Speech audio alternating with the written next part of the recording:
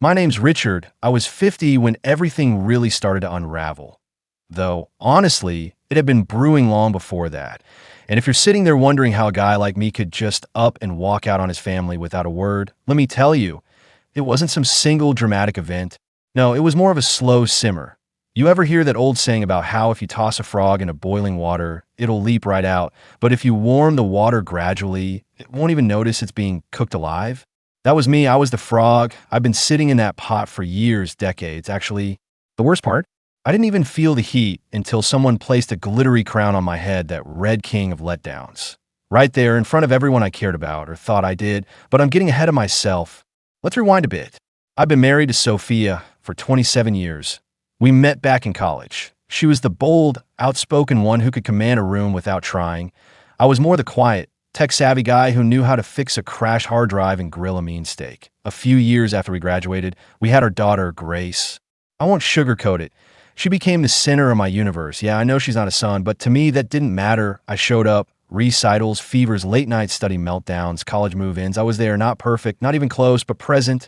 I worked a steady IT job that never thrilled me, but it paid the bills, and someone had to make sure the mortgage and electric stayed current. Sophia stayed home. For a while, she dipped into selling essential oils. Later, she ran a Facebook group centered around women's empowerment. Though from what I could tell, it mostly consisted of gossip sessions peppered with passive-aggressive Bible verses. We lived in a cookie-cutter house in the suburbs, had 2 cars, and a golden retriever named Max. From the outside, we looked like a Pinterest version of the American dream. But the inside told a different story. It started subtly, barely noticeable at first. Sophia would cut me off mid-sentence like my words didn't matter or weren't worth hearing. In the beginning, I brushed it off. That's just her way. I'd tell myself, but then came the jabs. If I dozed off after a long day, she'd smirk and say something like, "Must be nice to nap after doing the bare minimum." If I forgot something at the store, milk, bread, whatever, she'd sigh and quip, "You had one job," always with that half-laugh, half-scoff tone that made me feel like the joke, yet left no room to get upset without seeming overly sensitive. Grace started picking up on it too. I'd offer advice, and she'd roll her eyes or just dismiss it. At family discussions, my ideas wouldn't register until someone else, usually louder, rephrase them. It wasn't that I was being abused, exactly, more like I was being tolerated. I wasn't the protagonist in my own life anymore. I was just a background extra, filling space. So when I hit the big 5-0, I didn't expect fireworks. Maybe a simple dinner, a store-bought cake, just something that acknowledged I still existed. Instead, they threw a surprise bash at our place. The works, streamers, balloons, a big happy 5-0 banner. Sophia's book club showed up. Grace's friends were there, even my brother Elliot made an appearance. And he only ever came around when alcohol was involved. They'd already fired up the grill, and apparently, I was expected to man it. No one asked me if I felt like cooking ribs and burgers on my own damn birthday. But I smile because that's what I do. About halfway through, someone brought out the crown. Grace's idea. They said a paper Burger King knockoff decked out in glitter and big, bold, sharp letters. King of Letdowns. Everyone roared. Sophia applauded like it was the most hilarious thing she'd ever seen. Even Elliot leaned in and said, "Damn, bro, that's harsh, but not wrong, huh?" I laughed too. Not a real laugh, a tight, practiced one, the kind you fake when you feel like throwing up but don't want to ruin the mood. After flipping the last burger, I was handed the phone to take group pictures. "Dad, take one of us." Grace called. Then another. "Make sure you get everyone." And I did, everyone but me. Not one picture that night had me in it. Then came the cake. Someone shouted, "Make a wish, Rick." Maybe wish for a personality. More laughter. I held the knife tighter than I should have, but I smiled again because I always smile. Hours later, after the crowd had cleared, I was still cleaning up solo. Sophia was curled up on the couch, scrolling through her phone, sipping something pink out of a tumbler. I asked, "Hey, did you actually think that crown was funny?" She didn't even glance up, just said, "It was a joke, relax, you've been so touchy lately." That night, long after she'd gone to bed, I sat alone in the dark, staring at the blinking cursor on a travel site. I didn't know where I was headed, just that I couldn't stay. I booked a one-way flight to a small town in Oregon I'd visited years ago for a work thing. Quiet place, trees everywhere. There was a diner that served peach cobblers so good it made you forget your name. I packed light, just some clothes, my laptop, a few paperbacks, and Max. Yeah, I took the dog. No one noticed I was gone right away. I left a note. No big goodbye speech, nothing poetic, just a few honest lines. "I need to go. I don't think I've ever really been happy. take care of yourselves? Richard. I left it on the kitchen counter with my house key. 2 weeks later, I saw a Facebook post from Grace. It was a picture from her high school graduation, one of the rare shots where I actually made it into the frame. The caption read, "If anyone sees my dad, please tell him we're sorry. We didn't realize how much we took him for granted. We just want him to come home." The comments flooded in, people saying stuff like, "He always seemed so quiet," and "You never know what someone's going through." Elliot even added, "Miss my big bro. Hope you're okay out there." This from the same guy who called me a doormat 3 separate times during the party. I didn't reply. Not yet. Because here's the thing. They all thought me leaving was some tragic ending, but really? It was just the beginning. The first message came from Elliot. "Yo bro, we need to talk. Everything's going to hell."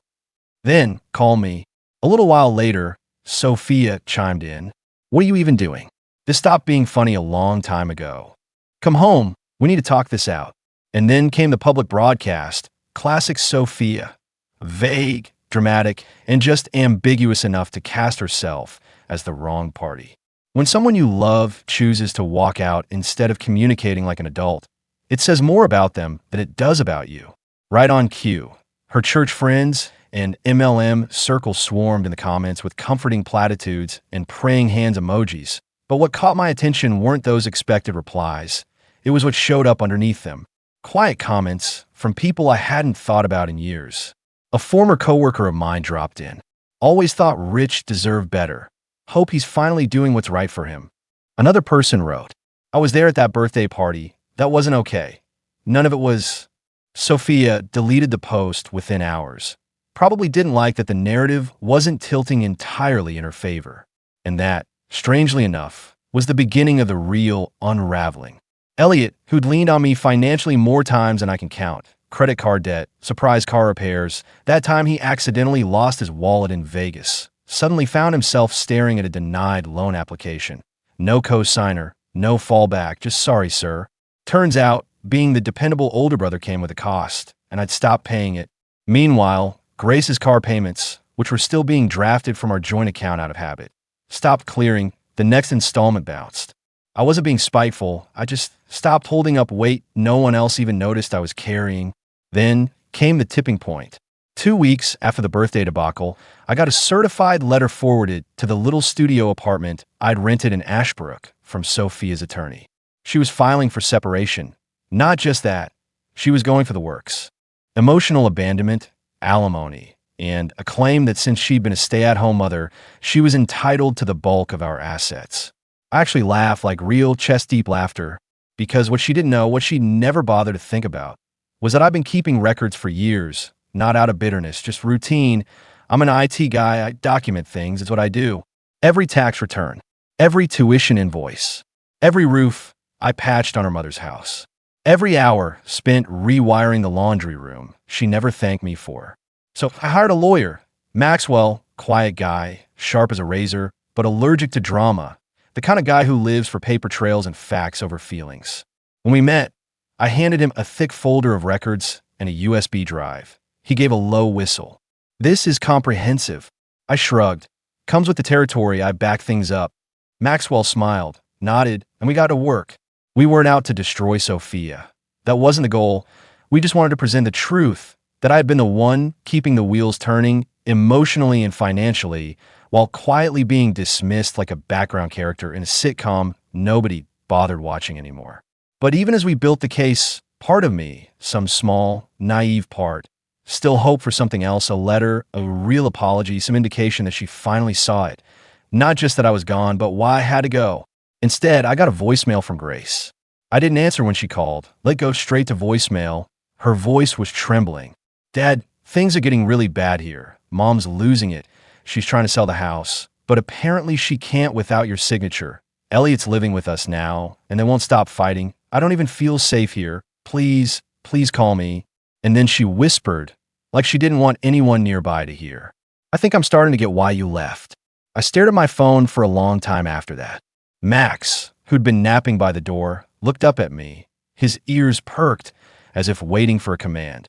That was the moment, the actual pivot point, because someone for the first time wasn't just asking me to return, they were starting to understand what had pushed me away in the first place. And that meant it was time to move forward. Time to show what happens when someone who's been taken for granted decides not to play along anymore. I played her message back more than once. Each time, her words settled a little deeper, carved out new space in my chest. Grace didn't sound like the sarcastic, dismissive daughter I'd grown used to, the one who called me extra or told me to stop being so old school. No, this time her voice was soft, honest, stripped of the usual eye rolls and edge. But it didn't change the plan, because I knew who Sophia really was. She wasn't the type to throw plates or scream across a room. She was more dangerous than that. She was the master of subtle manipulation, the passive-aggressive victim who knew how to twist a story just enough to make you question your own memory. You'd end up apologizing for things she did, and somehow thanking her for forgiving you. Leaving her wasn't just about ending a marriage. It was about escaping a psychological labyrinth. And watching her carefully constructed world begin to crumble without me there to prop it up, it didn't feel vindictive. It felt clear, like opening a window in a room you didn't realize had gone stale. But Grace was different, or at least I wanted to believe she was. That voicemail felt like the first breadcrumb, a sign she might be ready to look past the performance and see the truth underneath. I wasn't ready to call her yet, but I took a step I hadn't taken since the day I left. I texted her, "I heard your message. I'm okay. I'm not ready to come back, but I'm listening." No reply for hours. Then finally, "Thank you. Just knowing that helps." It wasn't a reconciliation. It wasn't even a conversation, but it was something. And meanwhile, back in Sophia's world, things were unraveling faster than even I anticipated. The next card to play came from Maxwell, who filed a formal motion to challenge the financial claims in the separation case. Our evidence was solid, our timeline airtight. And Sophia? She was finally being forced to face a truth she'd spent decades avoiding. That when the man you belittle walks away, the whole house starts to shake. We submitted copies of my pay stubs from the past 20 years, a detailed breakdown of every expense I'd covered alone, and my favorite part, a year-by-year log of the money I funneled into Elliot's black hole of debt. Sophia had claimed I'd been emotionally absent for years. Maxwell countered with birthday videos, vacation photos, text messages, even therapy invoices showing I had paid for Grace's counseling after her high school breakup. He built the case like a house of cards, one brick of proof after another, until the foundation of her story began to shake. I wasn't trying to win custody. There was no child involved. I didn't want the house. I didn't even want revenge in the financial sense. I just wanted the truth to be undeniable. I wanted her to stand in court and explain why she thought a man who had done everything for his family deserved a crown that labeled him a failure. Word began to spread among the extended family. My cousin Jasmine reached out. "I always thought Sophia was intense," she said. "We just didn't say anything." A couple of Grace's old teachers sent private messages on Facebook. "You were always at parent-teacher night. Never missed one. Some kids don't have that." Grace was lucky. Funny how people only see things clearly in hindsight. About 6 weeks after the party, I got an email from Sophia herself. Not through her lawyer, just her. The subject line was blank. The body said, "I miss you even now. I don't understand why you didn't just tell me how you were feeling." That line, that single sentence, it set something off inside me. Because I did tell her 1,000 times in 1,000 ways, through tired eyes and long sighs, through standing in the rain with a flat tire while she stayed warm at home, through late-night grocery runs when Grace was sick and Sophia was too tired, through giving up my dream of starting a business because her essential oil store needed funding. But I never yelled, I never accused, I never made a scene. So, to her, I never said anything at all. I didn't reply. I just forwarded the email to Maxwell. "She's still not getting it," I wrote. And then, just when I thought things couldn't twist any harder, Grace showed up. It was a Saturday morning, rainy like always, and I was walking back from the diner with a box of leftover biscuits for Max. I saw a rental car parked crooked in front of the antique store. Then I saw her, leaning against the hood, hoodie up, arms crossed, the same expression she had when she was a teenager, and I told her she couldn't go to a concert on a school night. I stopped in my tracks. She looked up. "Hey, hey." Max let out a soft bark and trotted over. She knelt down and scratched his head. "He remembers me. He's got a better memory than most people." She flinched just slightly. Then she stood. "I didn't tell Mom I was coming," she said. I had to see you." I didn't know what to say. I just motioned for her to follow me upstairs to the studio. We sat in silence for a while. I offered her coffee. She took it black, no sugar, just like I drink mine. That made me smile just a little. Finally, she said, I didn't get it before. Not really. I thought you were just being dramatic, leaving like that. She stared into the coffee. Now Mom cries every day, but not because she misses you, because the credit card bills are piling up, because Elliot won't stop drinking in the basement, because the house is cold and she doesn't know how to reset the thermostat. She looked at me. She misses the benefits of you, not you. I didn't say anything. I just let her talk. And I think I was starting to turn into her, she whispered, making fun of you, dismissing everything. I didn't realize how much I took you for granted until you were just gone. She looked around the small space, books piled on the desk, Max curled up on the rug, a half-finished jigsaw puzzle on the coffee table. It's not much, she said, but it feels more like a home than our place ever did. That got to me. I leaned back, arms crossed, unsure how to respond. I didn't want to comfort her, not yet. I wanted her to sit in that discomfort, because that's what I had done for years. And then she asked the one thing I wasn't ready for. Are you coming back? I looked out the window, rain tapping gently on the glass. A slow breath in, a slow breath out. I don't know, I said, but I'm not done yet. She didn't press. She just nodded, then stood at the door. She paused. I hope, someday, I earn the chance to be part of your life again. And then she was gone. I stood there for a long time. The next morning, I called Maxwell. It's time, I said. Let's go to court. What happened next? It changed everything. 3 months later, I stood outside the courthouse in my one decent suit. The same one I'd worn to Grace's graduation, back when I still believed everything I did mattered. My palms were dry, my breathing steady. Funny, I thought I'd be nervous. But I wasn't, not anymore. I wasn't the man who laughed off insults or apologized for existing. I'd taken 3 decades of being sidelined and turned them into something sharper, stronger. This wasn't about revenge anymore. It was about reclaiming my voice. The courtroom wasn't packed, just a few bored lawyers, a sleepy clerk, and across the aisle, Sophia, dressed like a widow in a Hallmark movie, black dress, fake tears. She looked at me with a strange mix of contempt and desperation, as if she couldn't decide whether I was the villain who'd ruined her life or the tool she'd lost and suddenly needed again. When the judge asked us to speak, her lawyer went first. He painted me as a man who'd abandoned his family without warning, a woman who had sacrificed her career for the household, a daughter left emotionally wounded. Sophia even dabbed her eyes at that part. I kept my face still. Then Maxwell stood, not flashy, just deliberate. He walked the court through the timeline, the years of financial support, all backed by spreadsheets, the messages, the photos, the birthdays and holidays I had paid for and planned, the debt I took on for Elliot, the tuition, the car loan, the groceries, the bills. He showed the court the king of letdowns crown. Yes, we submitted it as evidence. Then he read aloud the messages and social posts that followed. And then he said the line that stuck. My client didn't abandon his family. He simply stopped participating in a performance where he was always the punchline and never the star. Sophia tried to interrupt, something about context, about it being a joke, but the judge cut her off. In the end, the court ruled in my favor. The house would be sold, with proceeds split 70/30ths, heavily weighted toward me. Due to my documented contributions, Sophia's request for alimony was denied.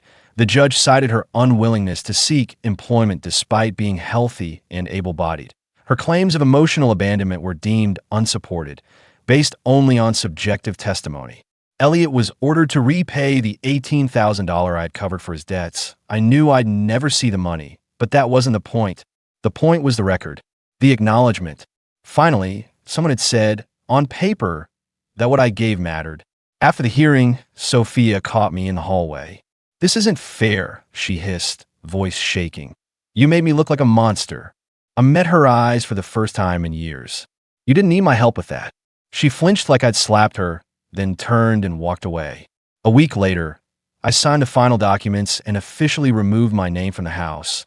I wired Grace the last of the money to finish paying off her car, but with a condition: she would take over the payments going forward. She agreed. No argument. We stayed in touch, not every day, not even every week, but she started calling, not to ask for anything, just to talk. About her job, her day, her thoughts. Once, she asked for advice. That one nearly broke me. I stayed in Ashbrook, still walk Max every morning, still drink diner coffee, still read the books I never had time for. I got a part-time job fixing old electronics at a repair shop. It doesn't pay much, but it's enough. More importantly, it doesn't cost me myself. One evening, Grace visited again. She brought peach cobbler from Rosie's and sat on my porch, feet dangling off the edge. "You're not who I thought you were," she said quietly. "You're more. I just didn't see it until you stopped letting us walk all over you." I nodded. I wasn't angry when I left. I was just done. "I'm glad you were," she said, "because now I get to actually meet you." The sun dipped behind the hills, casting long shadows down the street. "You think you'll ever move back?" she asked. I smiled, shook my head. "I'm already home." Because home, I finally understood, isn't where people expect you to be. It's where you get to be yourself. And for the first time in 50 years, I finally was.